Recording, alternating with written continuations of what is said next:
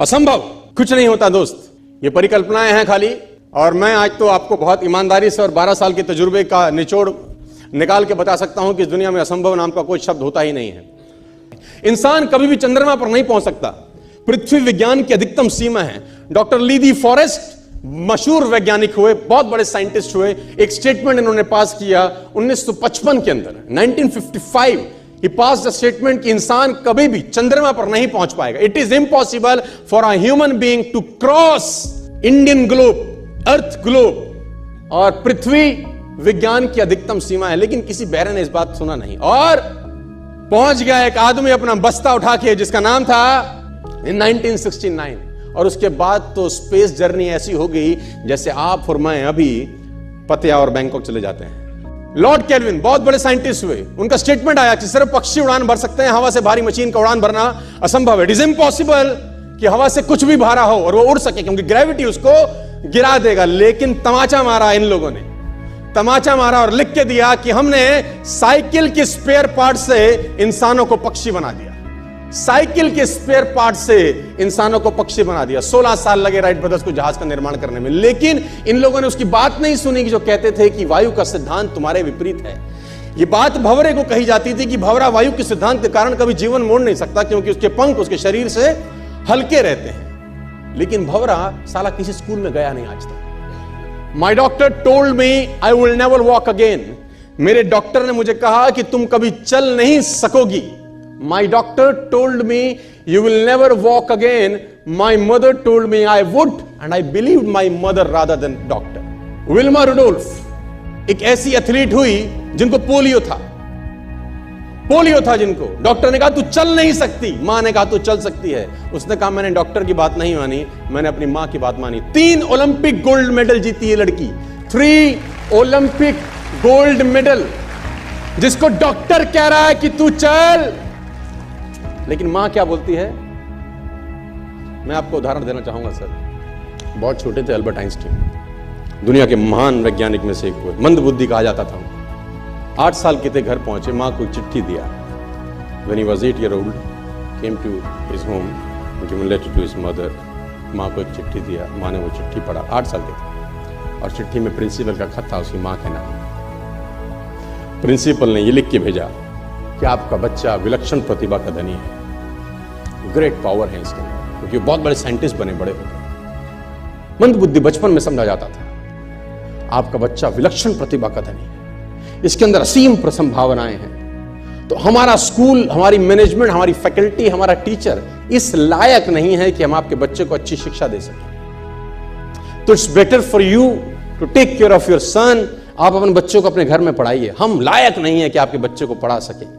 और उसकी मां ने पढ़ते पढ़ते आंखों में आंसू ले आई और उसने बच्चे को कहा कल से तू स्कूल नहीं जाएगा, मैं तेरी परवरिश घर पे करूंगी, क्योंकि तेरा टीचर तुझे इस लायक नहीं समझता। मतलब वो अपने आप को इस लायक नहीं समझते। बच्चा खुश हुआ, मोटिवेट हो गया और लग गया। उसकी मां का निधन हो गया और अल्बर्ट आइंस्टीन बहुत बड़े साइंटिस्ट हो गए। अल्बर्ट आइंस्टीन जब बहुत बड़े साइंटिस्ट हुए तो मकान शिफ्ट कर रहे थे अपना, और जीवन का सच्ची घटना वो अपनी ऑटोबायोग्राफी में लिखते हैं कि जब मैं मकान शिफ्ट कर रहा था तो एक ड्रॉस के अंदर मुझे वो व्हाइट कलर का पेपर फोल्डेड अवस्था में मिला।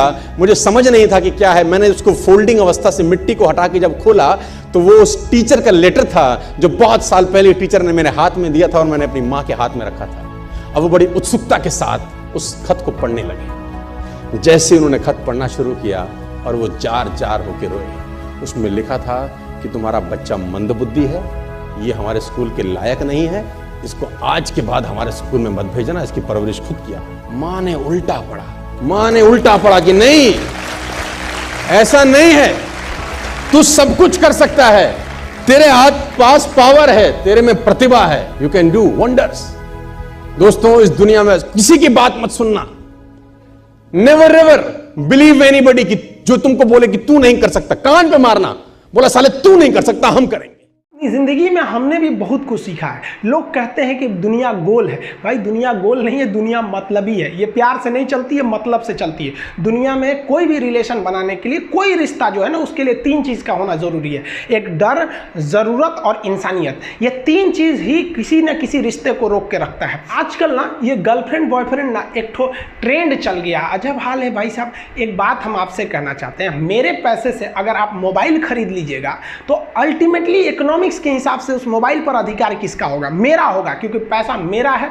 तो आप सोचिए, आप बाप के पैसा से अगर लड़की पटाएंगे तो लड़की किसकी होगी? इकोनॉमिक्स के हिसाब से बाप के लिए। तो लड़कियों को भी कहते हैं कि भाई ऐसा लड़का को मत वैल्यू दो जो बाप की कमाई पे तुमको घुमा रहा है। और लड़कों भी कहते हैं जागो, अगर बहुत शौक है ना गर्लफ्रेंड बनाने का तो अपने पैर पे खड़े हो जाओ। जिस दिन पैर पर खड़े होगे ना, उस दिन समझ में आएगा ये सब चीज़ें फालतू चीज़ें होती है।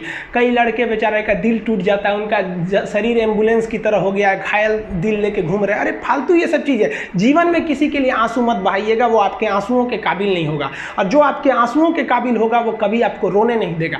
दिल टूट गया, गोली मारो यार। प्यार 24 कैरेट का था आपका, उसी की औकात नहीं थी जो खरीद सके। और हस्बैंड वाइफ में भाई साहब, हमारे जितने दोस्तों की शादी हुई है ना, वो सब परेशान रहते हैं हस्बैंड वाइफ में।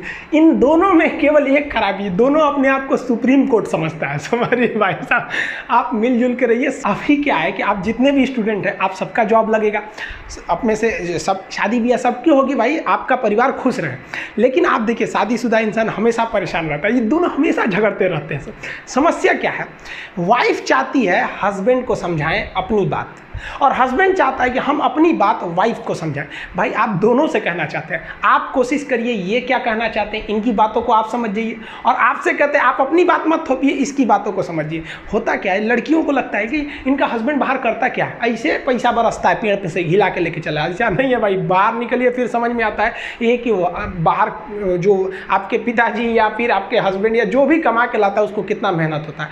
और आदमी लोग को क्या लगता है, घर में तो कोई काम ही नहीं है, उठो नाश्ता बनाओ। अरे भाई साहब, झाड़ू लगाने से सही नाश्ता बन तो जरूर जाता है, फिर उससे पहले कितनी तैयारियां करनी रहती है, कहाँ कौन सा सामान है। एक दिन बना के देखिएगा, फिर समझ में आ जाएगा। फिर सब लोग खा लिए, फिर उसको साफ करो।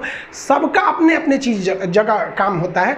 कोई दुनिया की हर चीज आपस में इंटरकनेक्टेड है, कोई ज्यादा कोई छोटा नहीं होता है। लेकिन आजकल लोगों की मेंटेलिटी क्या हो गई, दीवार की हर एक ईंट ये सोच ली है कि पूरी बिल्डिंग को हम ही रोके हुए हैं। अब बताइए, कोई एक ईंट रोका है, पूरी दीवार को, पूरे सब चीज ने मिलकर इस घर को रोक के रखा है। उसी तरह आपकी फैमिली में सबकी जरूरत होती है, आप सबकी भावनाओं को समझिए।